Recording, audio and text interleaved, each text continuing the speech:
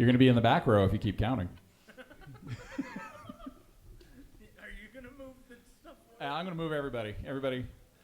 All right. So welcome to the Hot Tub Expo 2017. Did you guys say there's a Hot Tub Expo going on down the hall?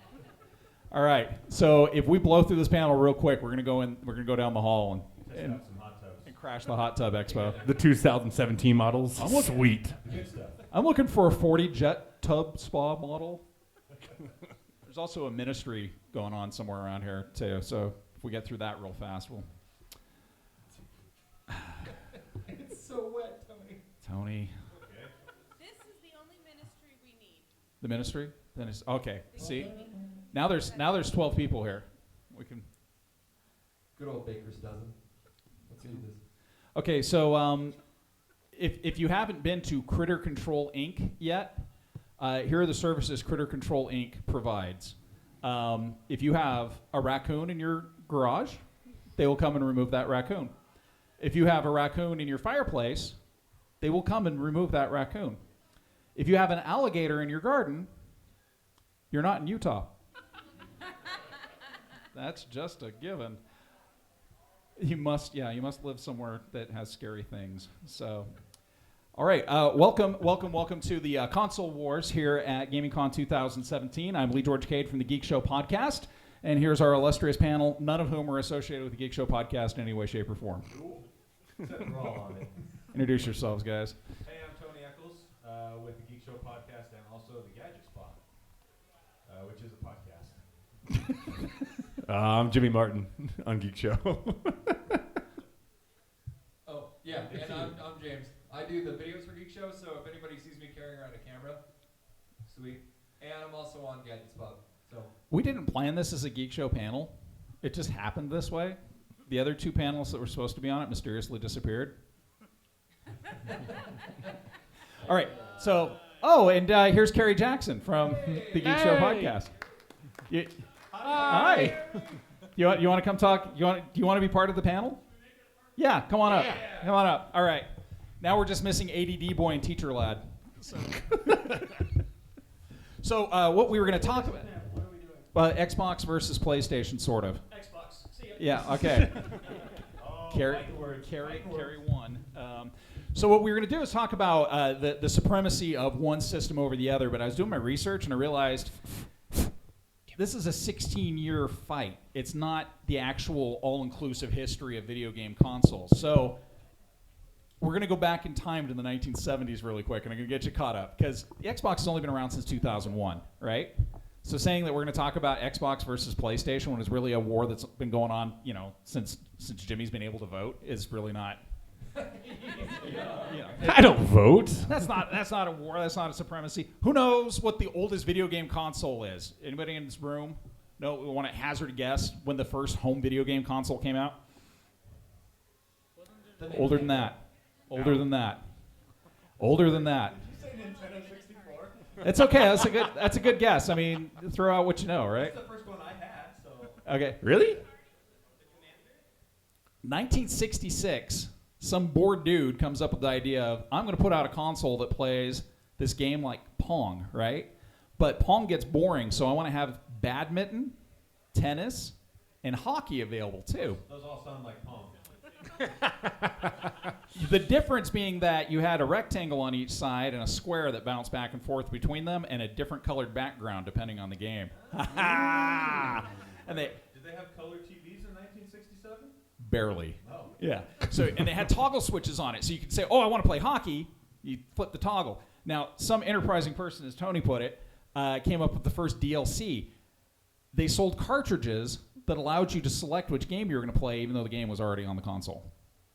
You had to have the specific console. If you want to play tennis with the green background, you had to plug in the cartridge. Blah. So that sucked. Nobody liked it. Move on to Atari.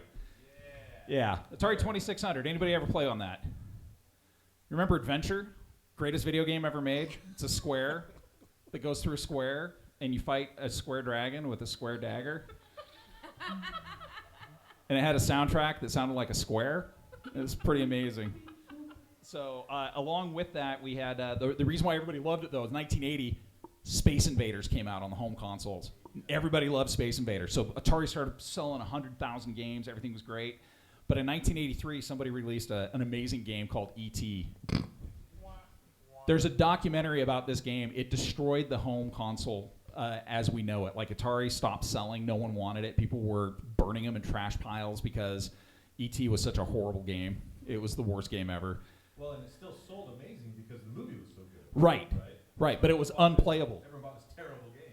The game could play for about 20 minutes before it blew up and killed your family. That probably That's never what happened. happened? No, there's a documentary. They found a trash heap in New Mexico where something like 5 million copies of E.T. were buried.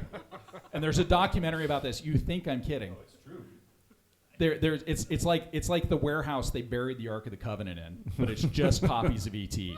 It's absolutely the worst thing ever. So it's scarier than the Ark of the Covenant. Well, yeah, it will melt your face too, just like that.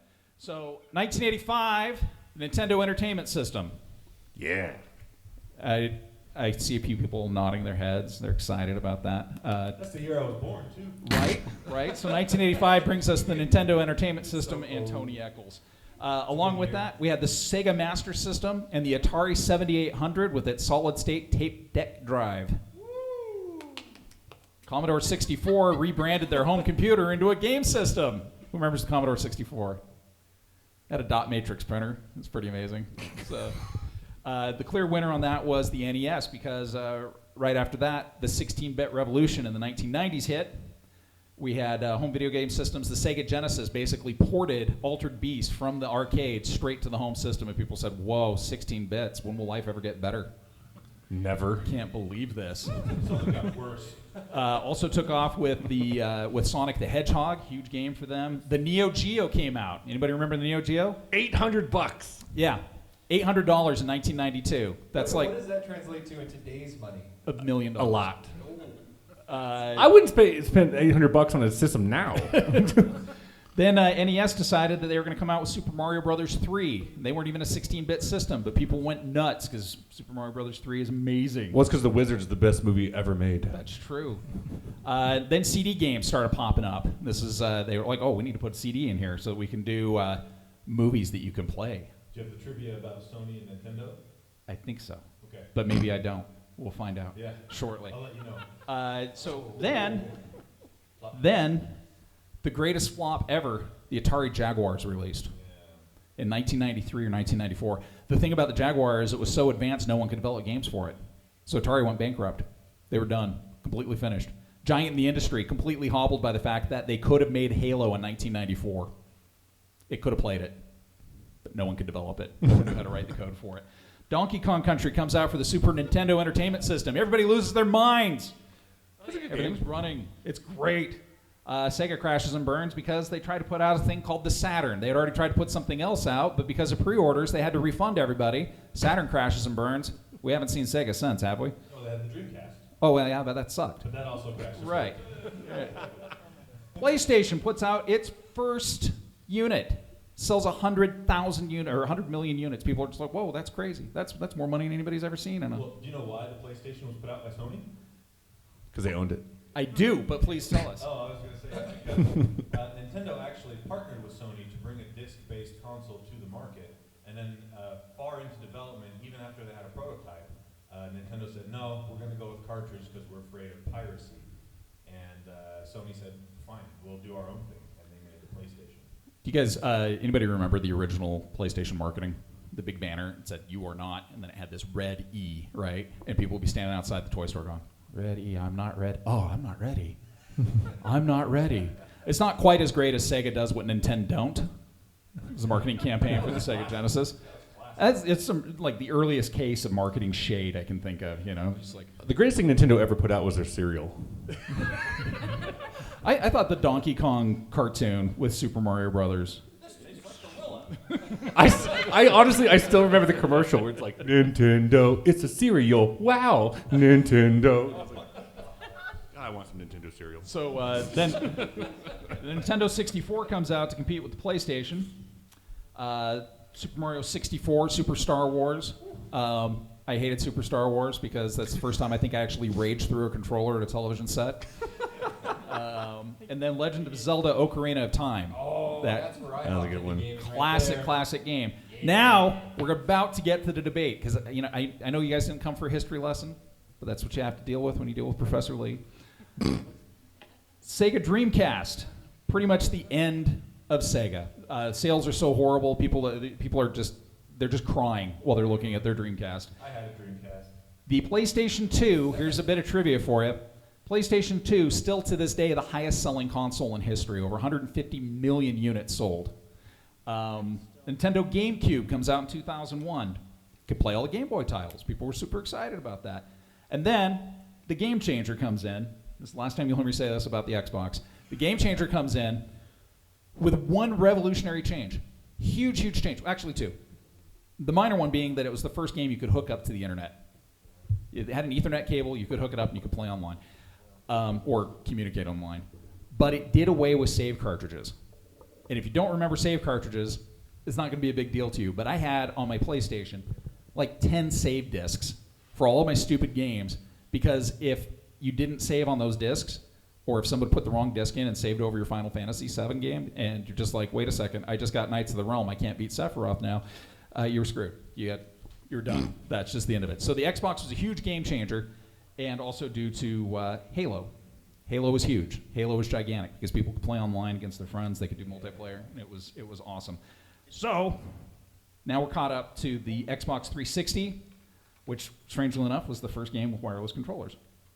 Yeah, I guess so, because it came out before the PS3. Mm-hmm. Was there no third-party developers for the systems before that had wireless controllers? I thought Mad Catz pioneered something like that for the N64. GameCube had the Wavebird controller, but it came out like 3 years after the GameCube came out, and it never really caught on. So the Xbox One had the first, The first in the box with the console. successful wireless controller. Then we had the PS3 in 2006, the Nintendo Wii. Your grandparents loved it. Yeah. Graham, and Pop sure loved it when you came over because you could sit there. Look at it with his nunchucks. Yeah, he's so happy. My forearms are buff. There we go, playing. It's just like in 1974. I can play tennis on the TV again. 7th Gen also brought us motion-controlled games. That's what got the Wii so popular. Yeah, the Wii, what was it, the PlayStation had their terrible The little stick Yeah, things? PlayStation Yeah. Move. Like you're like landing a plane? Wasn't good. Okay, PlayStation Move had one great game. It was Danny Trejo's, I think it was Lights Out or Punch Out or something like that. So you'd log this game in, and Danny Trejo would scream at you and swear at you in Spanish. And He didn't even know he was working. yeah, he wasn't really working. I think he was actually watching me through a video capture. And you're like, punch him harder, stupid. And I'm like, okay, Mr. Trejo. No se habla español. And they had a really good House of the Dead game that you could shoot at. Yeah. Other than that, there was nothing. But Xbox, their motion capture was better. Infinitely better, I think. The Kinect. It was better technologically. It was really cool, but it never really caught on to the mainstream as well. Right. That's the problem. But technically, it was really neat. And nothing really took off from there, though. It seems like everybody did all this motion capture stuff, and then... I remember going to E3 when they were promoting the Kinect. It was like brand new, and they were like, it could read your heartbeat. And I was like, that's creepy. No.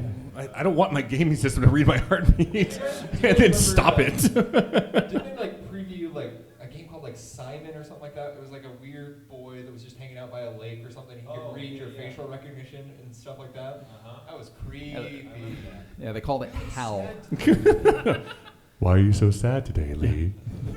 I read your lips in the kitchen. Open the garage bay doors, Simon. It appears that your heart is slowing, Lee. It's like, it appears you stabbed me, Simon. No more tears, Lee.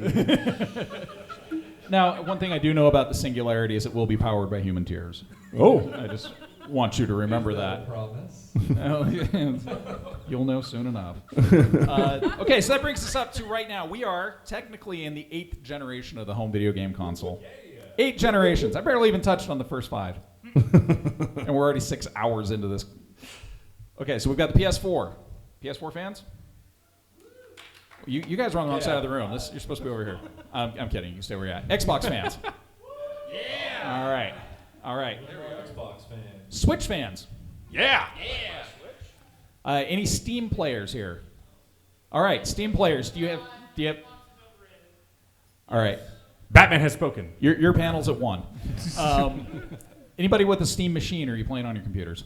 Computer. You got a Steam machine? You like it? I prefer PC. Yeah, the PC's good. PC's good. I use it mostly for party games in the living room. That makes sense. Like bridge? You play bridge? Fibbage. Probably like the Jack games. Yeah, Jackbox. Yeah. Fibbage is the greatest like party game ever. All right, so let's talk about these 8th gen games. Let's talk about the pros and cons. You guys are the tech heads at this point, so what do we have going on as far as like the big two, the Xbox One and the PlayStation 4? What do we have advantage-wise, disadvantage-wise between these machines? I will say that because I'm an Xbox guy, but the one thing that I've been like tinkering with, like at a friend's house and some of the junkets I go to, is the VR. Yeah. So I just did the Spider-Man thing, and they have a VR Spider-Man game. Scared the shit out of me. Like you set up on a ledge, and I looked over and I was like, oh no. So that's a PlayStation exclusive. It's not just a PlayStation. It's on like computers as well. Computer? Yeah. Is that the new PlayStation standalone game, or is that like a Spider-Man, It's a Spider-Man Homecoming VR? It's the Homecoming game, like, and you Yeah. like you basically are Spider-Man, and then So it's not that it doesn't have anything to do with that new Spider-Man game. No, not the same game that's coming out next year. That's a Yeah, Spider-Man. that looks good. That looks If I had anything that was going to convert me to PS4, it's that Crash Bandicoot remix. And Insane Trilogy. oh, that looks so good. So does Xbox have anything going on for your VR? Or is this, Well, yeah, not I've yet. got statistics right here. So, out of the 55 million PS4 base players, only 1.8% actually own VR, and the majority of them say that it's overrated. I will say this though, it's fun, but like someone told me that the VR costs like double the price. $400, which Yeah. is the same as a PS4 Pro statistics. Yeah. That's Okay. gross. $100 to buy it all at once. and see, that's a hard lot because of money. Because if you really want like a VR experience, like the one Jimmy was talking about, you could either put out the $400 and have the VR Spider-Man where you stand on a ledge, or for $20, I can take you up on the roof right now. Just hold you over. Well, as far as When you're done peeing your pants, we'll go back downstairs. as far as VR experiences, has anybody here tried the Oculus or the Vive by any chance?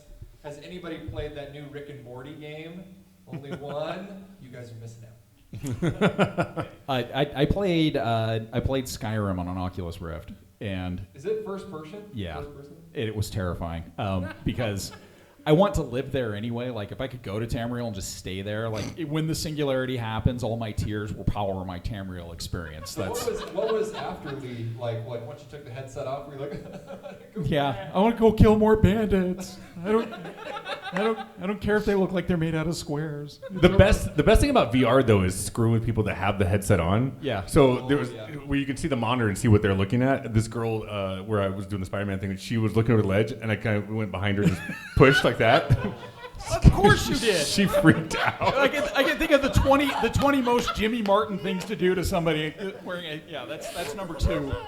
Hey, it's just a game. Or is it?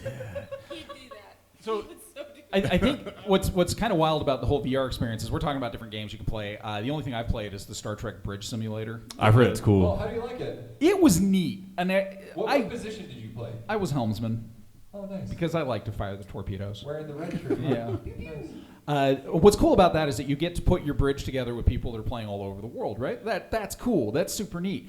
But then I started thinking about, I know that businesses are doing this stuff with VR because you could work from home and still be in the office, right? Which is kind of, I don't know, it seems like it seems really simmy to me, right? So my avatar, I'm a Minotaur at work, but at home I'm just a tubby dude in a Star Wars shirt. See, I'm all in with Steve, so it's about the hats. I'm just going to come in with a different hat. You have a Minotaur hat.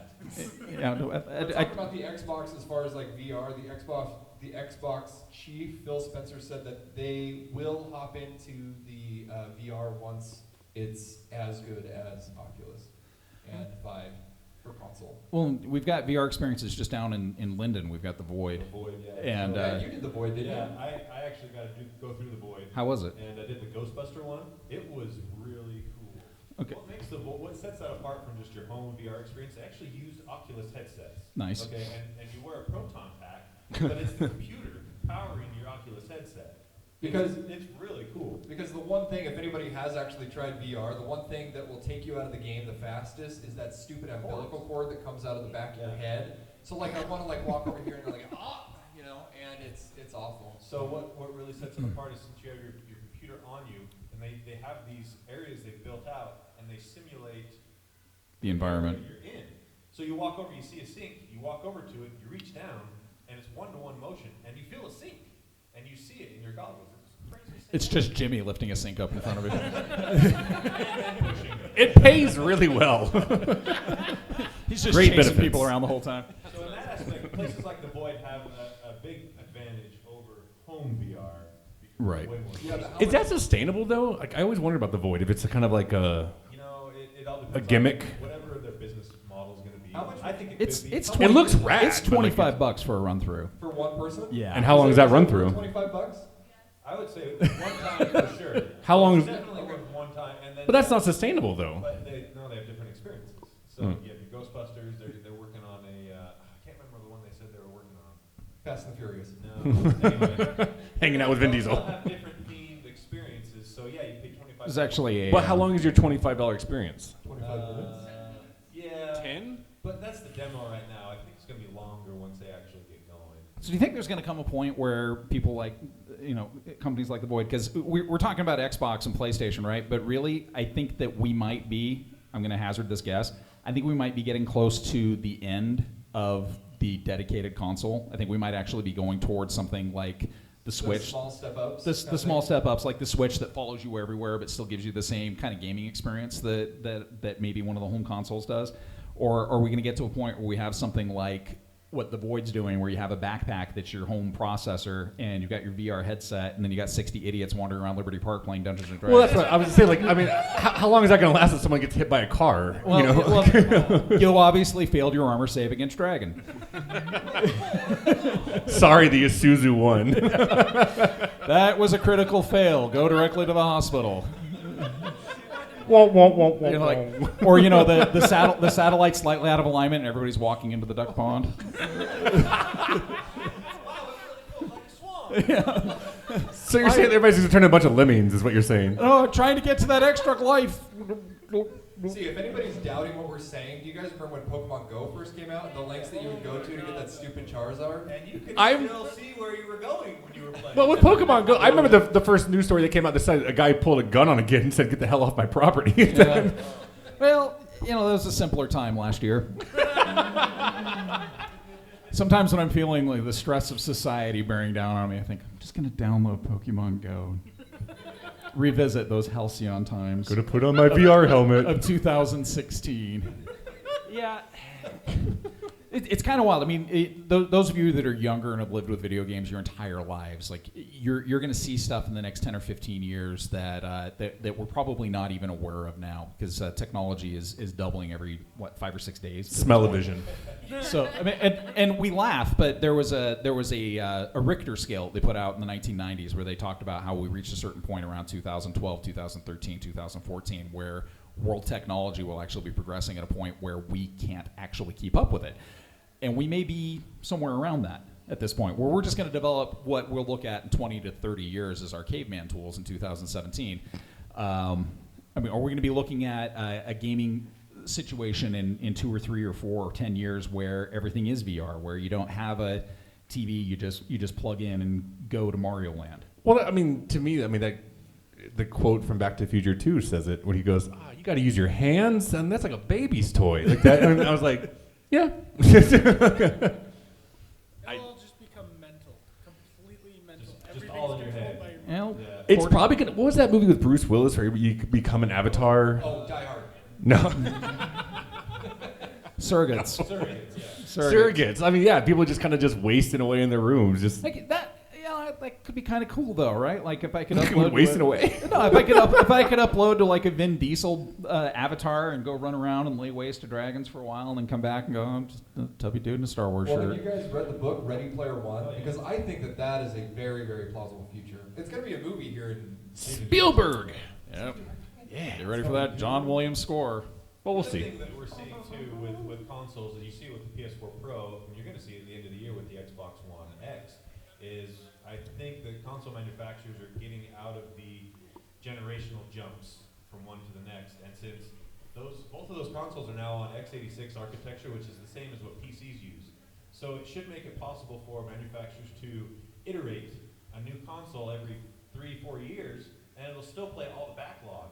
Because it used to be they'd go from generational jump to generational jump and do a completely different architecture. Well, the math wasn't the and same. The math wasn't the same, Yeah. and nothing was the same, so you couldn't have as good backwards Well, compatibility. the But- Xbox will be able to play the backlog. Well, that's the thing. Microsoft is already embracing this with the backwards compatible games there's Over 300 right now, 300, yeah. and then Well- every month more get added on. And PlayStation's kind of learned from that lesson too. They have a subscription-based program that allows you to play old $20 a PS. month. PlayStation. Yeah, and it's getting better. And I think once they put Red Dead Redemption on there, I was able to say, okay, this is worth my subscription model. But still, if your internet wonks out on you or gets slow and you're not looking at good streaming speeds, then all of a sudden you're Well, see, that's what I like about the Xbox One backwards compatibility is a lot of people like me hold on to our games because you have like this sentimental value towards some of your Xbox games, and to just be able to plug it in and play, like it's awesome. I don't want to have to worry about an internet I had to show you my VHS tape collection. I would like to see that. See, I think it's weird the time we're living in right now because we've got PlayStation 4, we've got Xbox, we've got Switch, but people are losing their minds over like the NES Classic, like just. Gaming is making a huge comeback. Well, that's what I'm saying. Like Nintendo, which I don't know why Nintendo decided to pull it, and I know they just announced the Super NES one, but like it's funny that people are clamoring to get this thing, and it's $60, but people were paying like $400 for it. If you go on Amazon right now, there's still $250 from a reseller for the Nintendo Classic. And how many games do you get on that? 30. How many times do I got to keep buying the same games for Nintendo? I laugh though because like speaking of like save cards and stuff like that, because I was playing. I still call it Mike Tyson's Punch Out. That's what it's called. And I got to a certain level, just Punch Out. You're talking about the Robin Because I didn't want to pay Mike Tyson any more money, but it was like, hey, if you want to continue this level, like use this code. So I had to take my phone and like take a picture of of the code. So yeah, it blows my mind. I mean, these games are, let's be honest, they're terrible. But I mean, I love them, but people are just clamoring to get their hands on it. We had the same thing 15, 16 years ago when they started selling tiny little 2600 consoles with all the crappy little games loaded on them. And we're like, oh, $20 and I can play 4-bit Pac-Man again? You can buy, like Genesis sells them too. Like I think it's like 60 games for like. Yeah, but that's a different company that Sega sold the rights to make the Genesis. Oh, is that true? And it's junk. Oh, okay, It's well, never not mind. very good. Well, It's the Sega bothers- Jump They sell it at Bed Bath and Beyond. So it's The thing that bothers me about this new little Nintendo system is I wish that they would require you to like blow in it just to get your game started on that little system, but through the shirt exclusively. I kind of missed that back in the day, like having like either blow on cartridges or like wipe it down with a wet wipe, and you're like, come on, Seriously, let's do this. You're actually we're lamenting the golden years of having giant pain in the ass game cartridges. Or you put the cartridge in and you put the other one on top of it. I don't know if you guys ever did that too.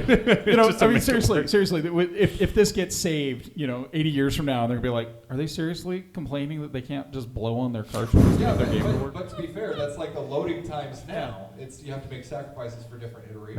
Remember when I you had swear it was the Matrix screwing with us. Like, I mean, 'cause you do the same thing and it wouldn't work. You come on one more time, and it worked. And you're like, oh, Yeah, and what right was the about that difference? same time, the universe reset how Berenstain is spelled.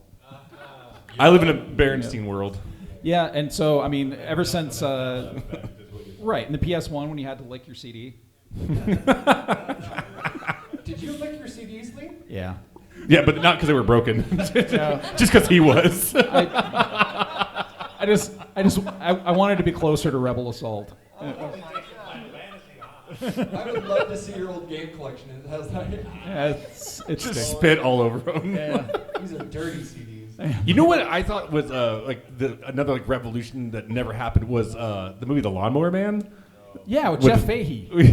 And Pierce Brosnan. Oh yeah, that was And, Pierce Brosnan's but 34th best role. They used to have that kind of VR. We don't have them in Utah, but I grew up in Atlanta. Dave and Buster's, and you would pay and you would hunt each other down. Like it was the crappiest graphics ever. But like, we had here in Salt Lake in 1994 downtown, like on 3rd West and 2nd South, there was a virtual reality arcade, Yeah. and you'd go in there and you'd pay. We're talking about $25 for 10 minutes Sure. at the Void. It was about $20 for 5 minutes of sitting in a harness with a helmet on your head playing a polygonal vector-based game where a dragon would fly around your head, and the interface was so terrible that you couldn't actually hit it.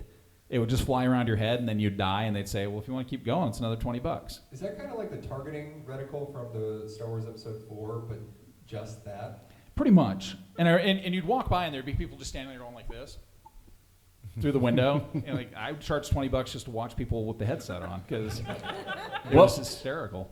What would you consider the hardest video game? Hardest, which system? Any of them. Final Fantasy VII. Oh. See, I would say it's landing a plane in Top Gun on the NES. I could never do Along it. those same lines, there was a game on the NES called MiG-29. Yeah, I remember that one. I never got past the third level because you had to refuel in the air, and the Oh, yeah. refueling thing had to link up and stay with it. I crashed every time. I was out of Yeah. Yeah. You, didn't, Hardest game ever. you obviously didn't watch enough of a certain type of movie when you were a teenager. I guess not. You would have gotten See, that I moved guess I out. just don't have that high tolerance of a video game. Like, for me, it's Super Meat Boy. Like, after a certain while, I turn my mouth Super off. Meat Boy? That's Or- a... Is it just Meat Boy? Super No, no. Ah, I was right. Don't question. And that's a hard platformer. That's a hard game. Thank you. I've never heard of Super Meat Boy. If you It's haven't, on your because alley. there's I'm a a vegan. great documentary that Yeah. features Super Meat Boy Yep. called Video Video Game Game. the Movie, I think. Or indie game? Indie Game. If you guys have not seen Indie Game the movie, is you will see programmers have absolute meltdowns in hotel lobbies. If you haven't heard of Phil Fish, watch this documentary. It's Or fantastic. watch somebody rage quit their life. I- But keep living. It's funny because actually the Utah Film Critics Association, we voted it the best documentary of Wow. 2013, maybe. It was on Netflix the last I checked. Yeah, I and like the think, director sent me a handwritten note. It was like, wow, like I didn't even know nobody even saw my movie. I think Final Fantasy VII might be the reason why I don't play Final Fantasy games anymore. Yeah. Because like there's a particular materia you need called Knights of the Realm to beat Sephiroth, and if you don't breed 50 chocobos, murder Eris, and leave Jet behind somewhere in a particular sequence, you don't get Knights of the Realm. And so then you spend this 25-minute epic cinematic flying through our solar system to fight Sephiroth. And then you're like, oh, without Knights of the Realm, you've got a 952,000% chance of failure. Every So time you I think, try it again, 25-minute cinematic. every time I think of Final Fantasy, I always, if you ever want to have a good time, invite Shannon Barneson to go to E3. And we were sitting in a demo of Final Fantasy. He goes, I don't get what's happening. what is all this? It sure is pretty, whatever it Yeah, I is. gave up on Final Fantasy VII on the second disc when you get stuck in the snow.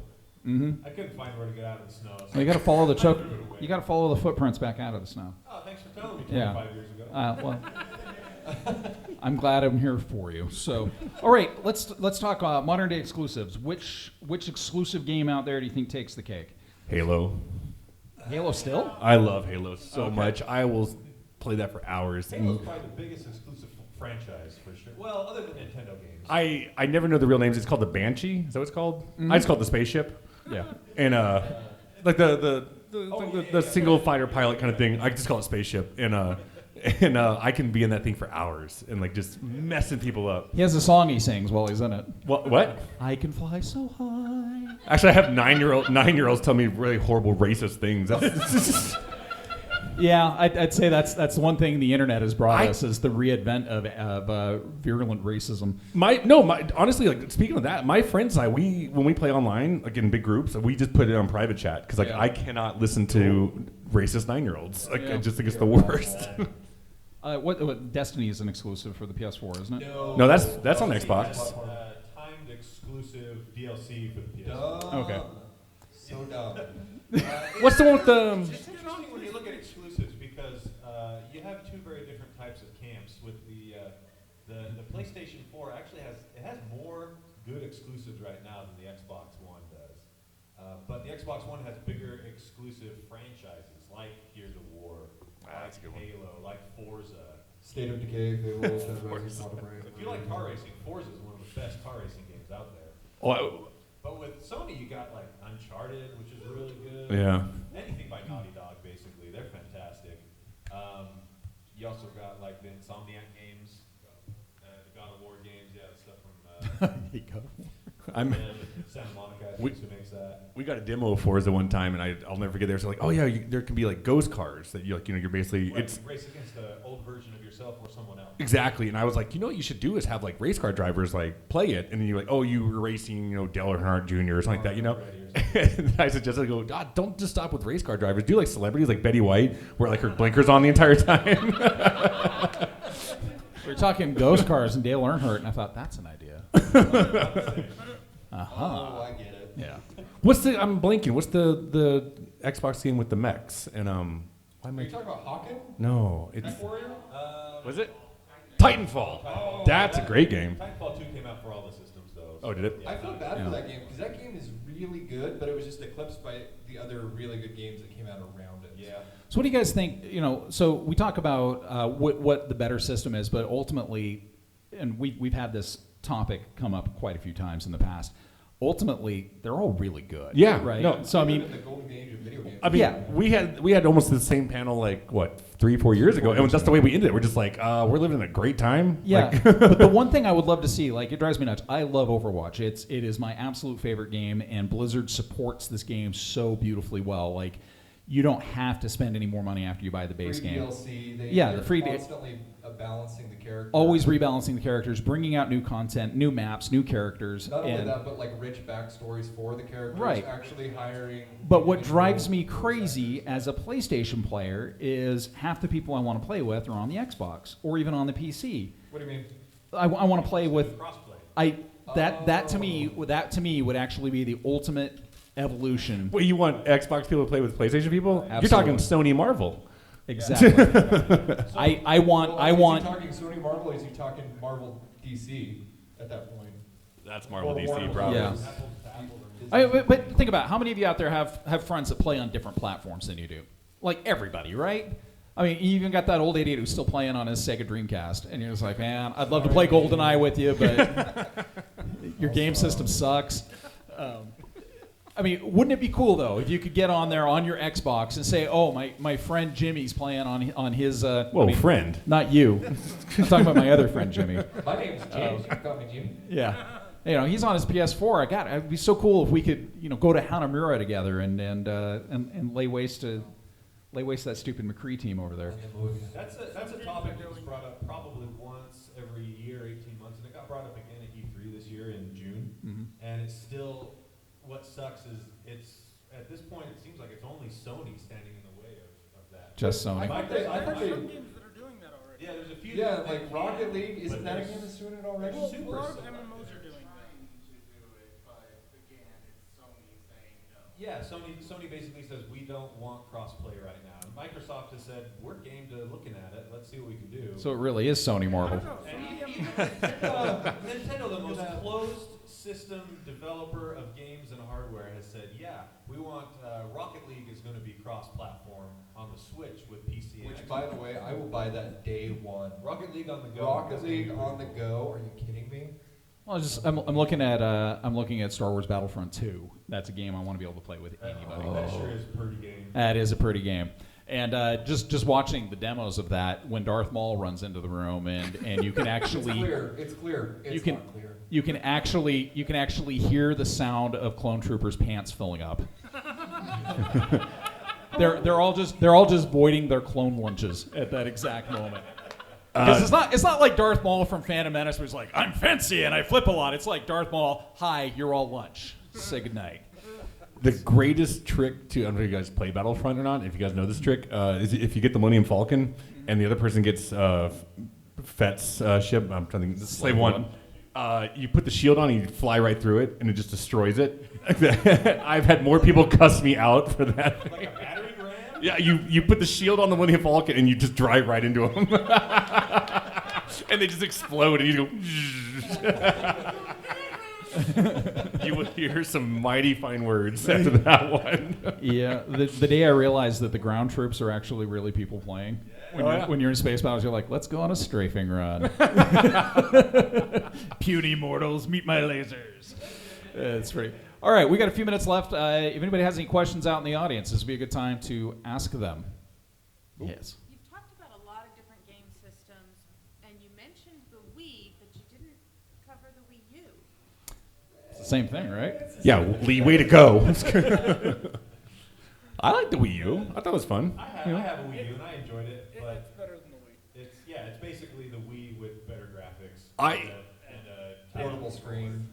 The Wii, the biggest thing for me in Nintendo consoles right now, I will buy Nintendo. I mean, I bought a Switch just for Mario Kart because I will tear up some Mario Kart. Oh, yeah. Like, Yeah. The Nintendo exclusives are second to none. He will No. trash. And they're a reason alone to buy a Nintendo system usually. yeah. Yeah, Jimmy will trash talk 10-year-olds over Mario Kart. Hey, that bitch needs to get out of my way. Hey. We also didn't talk about the PS Vita, which I actually think was a pretty decent portable system. That It just didn't get software support. no, it really didn't. So I mean, it kind of goes back to the Atari Jaguar in that regard. It's like no one really knew what to do with it. After I had a Vita for a while and a PS4, and they had the remote play on the Vita. Did any of you guys ever try that out? I'd sit in my bed playing Uncharted, like this is the future. and then it failed. And now here it is, 2017, and we can go. That was the future. That never happened. I did the same thing with an Etch-a-Sketch. Yeah. I could sketch anything. Next question. Yes.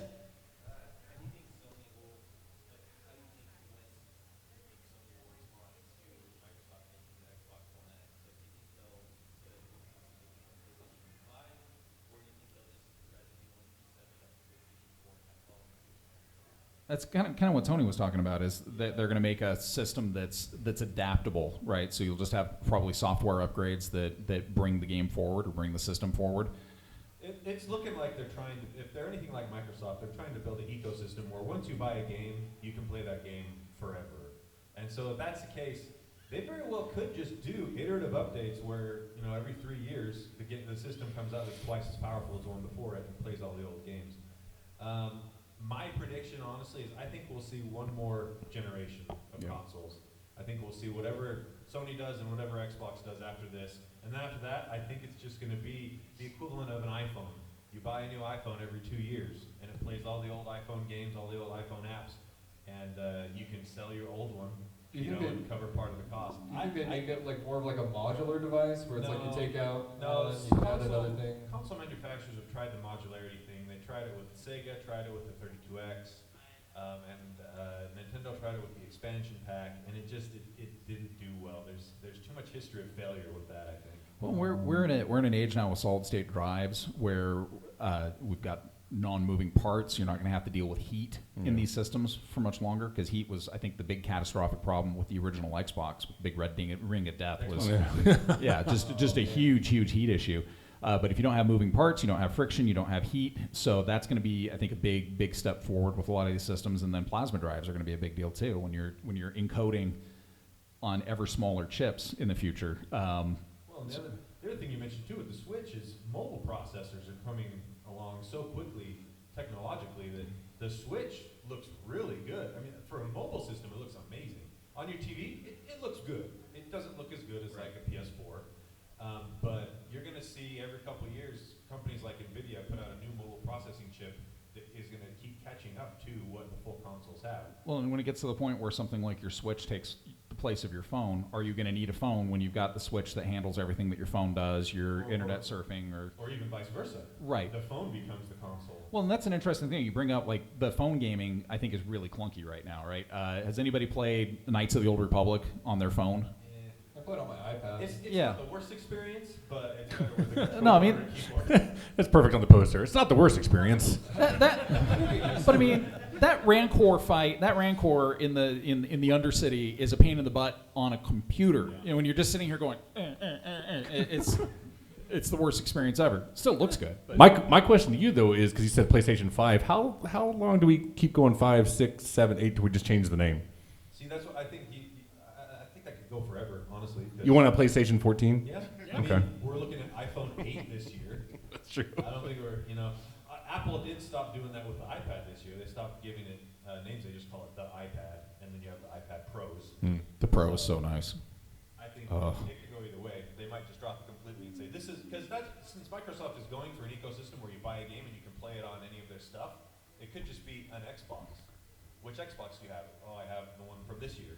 Do you think everything on the Xbox is going to be outsourced through the cloud eventually? No. Like the No way. processing power. Once the internet gets fast enough. I mean, they easily could do that. Just have farms of the hardware that they swap out. The internet's, I don't think you're ever going to have low enough latency and fast enough pipes, at least in America, because our internet lags way behind countries like South Korea and Japan and things like that. But you're going to see that actually in a game later this year with Crackdown. Crackdown 3 on the Xbox One in multiplayer is going to ping the Microsoft Azure cloud computing platform and commutate all of the destructible environment for you and send it back to the Xbox. So they're claiming in that game in multiplayer, everything in the city is going to be destructible. That's Lee's like dream right there. I am your god. You play a super soldier with almost, I want to say like half of Superman's level of powers. So it's based off my college years. Yeah. See, and I just want to remake a Rampage. The of whole that one. city's going to be destructible. And that would be a perfect example of one to do is Rampage. Yeah. So. All right, so we've got a couple minutes left. I have one last question for the panel, and then we'll wrap this up. Do you think we're going to be looking at bioorganic gaming anytime soon? Not anytime soon. Like, where are we seriously, putting this? we're talking implants. We're talking the Where? ability in your head, in Oh, your body, good, the okay, that's ability fine. where you're actually carrying the stuff around with you. Because you look at it, okay, I know it sounds like a far-fetched question, but if you've It's seen... not far-fetched. How do you define soon, too? Well, my lifetime. Within our lifetime. Yeah. So I just finished a game called Deus Ex: Mankind Divided. Good game. That's a good game. And the whole environment in that game or story world they've created is augmented people with mechanical limbs and implants in their brain and things like that. And honestly, with the way technology is progressing right now, I would say it's possible. Honestly. I'd say 15 years. At the very least, I think there'll be something that you can put a contact on your eye within the next 20 or 30 years, is my speculation, that you'll be able to see the screen just on your eye when you close your eye or something like that. Well, I know for people with disabilities, this is actually a really, really big spectrum available to them, because if you, say, lose the use of your legs and arms, the ability to go into a virtual environment and interact with people could be a huge thing for their quality of life. So it could start out as a gaming application that turns into a quality of life application, or the other way around. I mean, a lot of our technological advances in cybernetics have actually been to help people who've lost limbs. Mm-hmm. Right. Have you guys seen? Oh, sorry, James. No, I was gonna say. So you're saying eventually I can download my consciousness into like Grand Theft Auto 5? You can't live forever, James. I want to live forever in that game. Do whatever I want. Did you guys see that episode of Black Mirror that was on Netflix recently with the old folks' home, that they would put them in the virtual reality world to live out their old folks' lives, basically? That's a good place to put old people. That's a very good example of where this could go. But I just can't imagine the driving simulation on that part of it. Blinkers on. All right, guys, we're going to wrap it up. Let everybody know where they can contact you if they have any questions or anything along those lines. You can find me on Twitter at JDG Jensen. JDD is for ADD. You can find me on Xbox Live at Funeral Taters. That's Funeral Space Taters. Best name ever. Jealous. And that's it. Not jealous at all. Or you can find my Nintendo friend code 15Z. I don't know. You can email me at jimmy@slcomiccon.com. you can catch me on Twitter at QuadTTony. Just hit me up on there, and I'm usually quick at responding. I run a live advice line on the corner of State and Main 24 hours a day. Really good. I'll give you life advice. State and Main run parallel. Yeah, it's by Sonic. Yeah, Oh. sorry. Yeah, I'm at LGCade on Twitter or on Facebook, and of course we have a Geek Show every single week. If you're interested in hearing a bunch of people get drunk, except for Tony, and swear. It's tonight. Lots and lots. Yeah, this is gonna be a long day for us. We're actually recording a live show tonight at 6 here, and then I think we're gonna go somewhere else where Carrie can beat us for 2 hours for another Is show. Geekshow going to be in this room? No, it's going to be in 200A. At Yeah. 6, you said? So And it it's says 6 18 o'clock. plus, so we can say whatever we want. Yeah, everything. Although that hasn't stopped Jimmy for the last hour. Nope. All right, thank you so much, everybody, for coming out, and enjoy the rest of the con. Have a great one. How many panels do you have?